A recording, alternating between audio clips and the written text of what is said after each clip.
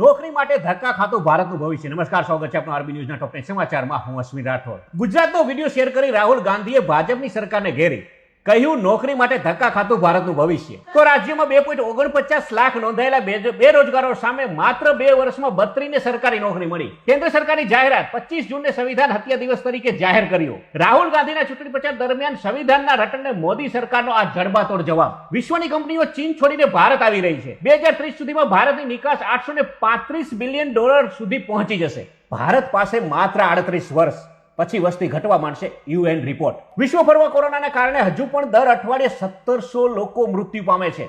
નેપાળમાં ભૂસ્ખલનથી 2 બસ નદીમાં ખાબકતા ડ્રાઈવર સહિત 7 ભારતીયના મોત, 55 થી વધુ પેસેન્જર ગુમ. અમેરિકા પર હુમલો કરવાની તૈયારી કરી રહ્યું છે ચીન. તસવીરો આવી સામે. ચીન દ્વારા પાકિસ્તાનને મોકલવામાં આવી રહેલું પ્રતિબંધિત કેમિકલ ભરેલું જહાજ ભારતે તમિલનાડુના કટ્ટુપલ્લી બંદરેથી જપ્ત કર્યું. તો આ હતા આજના ટોપ 10 ન્યૂઝ અને હું હતો આપની સાથે અશ્વિન રાઠોડ. જય હિન્દ, જય ભારત.